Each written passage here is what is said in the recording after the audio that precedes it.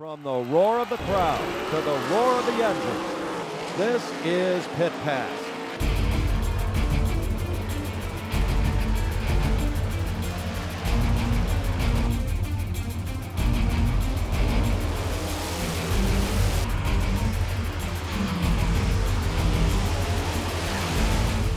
Pit Pass is brought to you by Jake's Karts and by Buttonwood Campground. Here's your host, Ron Fox. Hello and thanks for joining us for another edition of Pit Pass. I hope you enjoyed your 4th of July holiday weekend. I know mine was very busy. You know, one of the things I enjoy about doing this show is taking in the action at tracks I've never been to before. So on Thursday, I made my first ever visit to McKean County Raceway. In the ULMS Super Late Model 35 lapper, Matt Lux in the 21 would jump to the lead from his outside front row starting position. As he pulls away, the 33 of Chris Hackett has to contend with the 22 of Greg Satterley. Hackett would hold on to second for the time being. The 1/3 mile bull ring provides great action. Here's the 07 of Brent Rebergen racing Greg Oakes while Tony Morris stays to the bottom. Rebergen slips in turn 2 and loses 2 spots as Morris and the 14 of Dick Barton get by. Rebergen fell out on lap 3, setting up this restart. Satterley has climbed to second, but finds himself trying to hold off the 9 of Mike Knight as they exit 2. They are even on the backstretch, but going through turns 3 and 4, Knight launches past Satterley to move into second place. On the same lap, Knight tries to close the gap to Lux, but Satterley powers off the bottom of 4 to retake second. On lap 6, we have the 3 of David Scott battling the 04 of Bob Close for the 4th spot. Scott uses the top groove to take the position. After a lap 10 restart, here's a glimpse of what racing can be like at times at McKean County. That's just crazy. Anyways, on lap 12, Satterley slows with some mechanical problems, handing second to Knight. For several laps, Knight has been putting the pressure on Lux.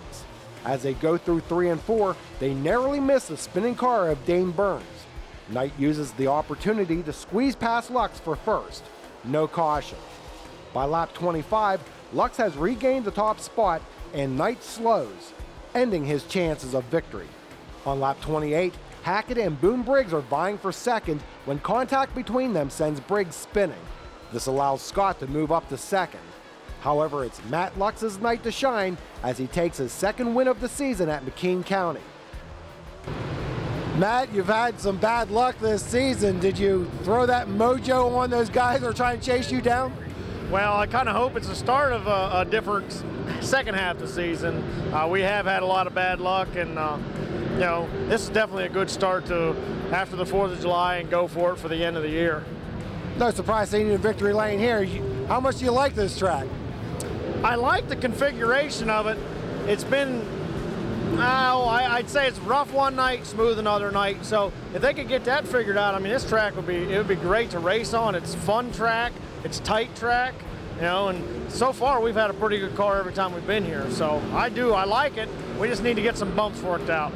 On the restart, you were choosing the high side. Why was that? Well, because essentially that's where the car I knew was going to be good, was up on the cushion. So I just set myself up to get there before they did. You know, I just kind of, that way I could turn across the middle, get a good run on the start, and then I could just get to the cushion and go from there. Satterley and Knight, they gave you a run for your money there. What were you thinking whenever you saw they kept dropping off like flies like that? Well, I mean, I knew that this is a good quality field of cars here tonight. And, you know, to start on the pole of a heat race, get a good starting spot for a feature, that's a big deal.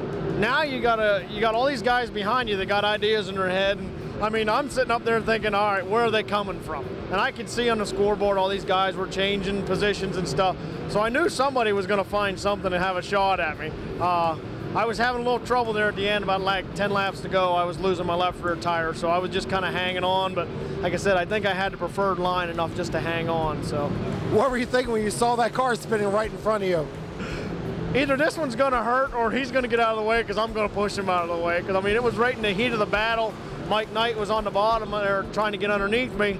So it was either I was just going to stand on it and he was already spinning around and I just was going to try and get through him so I could try and get back to the cushion and keep going. So assess your season so far. Up and down.